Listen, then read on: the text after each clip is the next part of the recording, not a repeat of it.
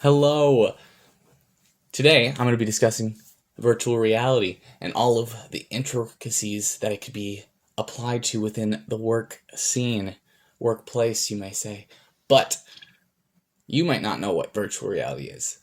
Virtual reality is an augmented platform where you can interact and you just have it's a big it's an environment where it like recreates a three-dimensional space and you can move around in it. It's pretty realistic in a sense, as realistic as a digital computer can make things. But as time goes on, it does get a little bit more interesting. But there are a lot of applications within this in actual fields such as like stress management within the workplace. And yeah, like I know from personal experience, like school can be really stressful at times, and having a place maybe like virtual reality could have possibly solved some of the stressful things that I might have gone through. And in the article written by Naylor and others, they write that there's a growing body of evidence that supports the evidence of virtual. There's a growing body of evidence supporting the efficiency of virtual reality treatment for stress and anxiety, which this pretty much means that there's a lot of it's a problem within the workplace, and it's being solved and looked into, and there is a lot of evidence behind virtual reality actually being a possible solution to this kind of stress and anxiety that can be built up within a workplace. I recently had the opportunity to utilize VR within the health science building at the U of M, and I do have to say it is quite a spectacle to see and interact with a three-dimensional world with your own hands that's completely made up by uh, a digital, computer, which is really bizarre to think about. And and I think that VR has a lot of applications within the workplace, mainly being at least one of the ways it can be used is prototyping. And I feel like it's pretty easy to imagine prototyping within like a three-dimensional area because you get to have that tactile, and it also is probably it's cheaper, and like you can just visually see more of a three-dimensional object within a three-dimensional generation of a world without actually having the object, which I could very well see being very nice to have in the context of prototyping. This is brought up by Cam Hout and others. They write, our goal is to integrate VR in the design process of workplace, not as a replacement of physical prototyping, but complementary to it. So they don't want to get rid of the physical and tactile part of prototyping. They actually want to integrate it with VR, which is a really neat and interesting concept to actually further dive into.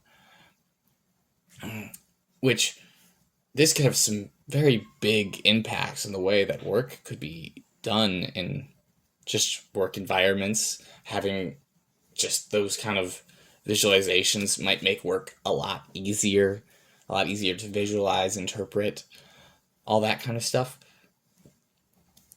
Another application in this same field is written by Thomason. He writes that VR allows engineers and designers to experiment easily with the look and build of a vehicle before commissioning expensive prototypes, which pretty much means like, it's going to be way cheaper to use VR than actually making a whole new car just to see how it runs and performs, which would honestly make so many things so much like cheaper, less hazard in the environment, keeping all of the like environmental concerns. It'd probably reduce footprints of, I don't know, big expensive things. You may now be curious, what other like there's obviously other effects and like different ways this could be applied to different things. And one additional way that VR could be applied is within our healthcare.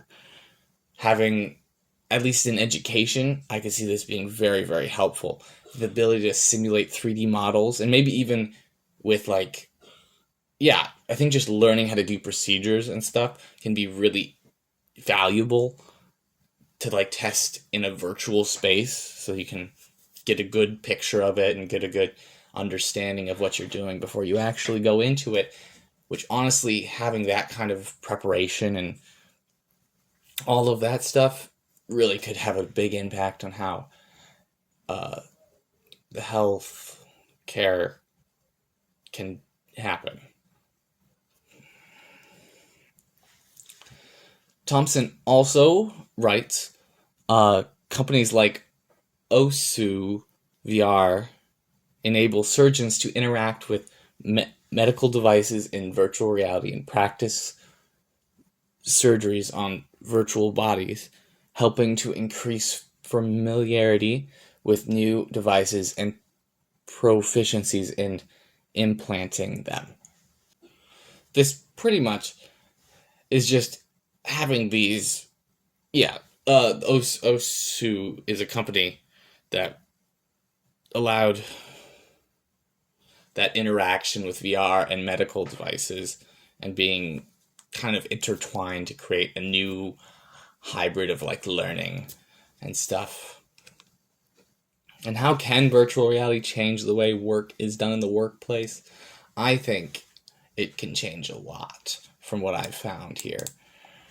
In just the terms of like health care and learning and stuff like that, and also just prototyping, reducing the amount of like just useless things that we like prototype and then get rid of, and that has a lot of bad things associated with it.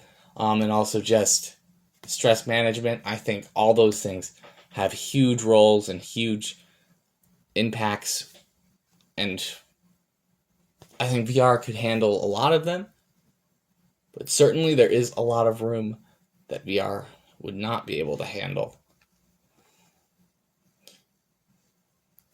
But I think virtual reality is going somewhere.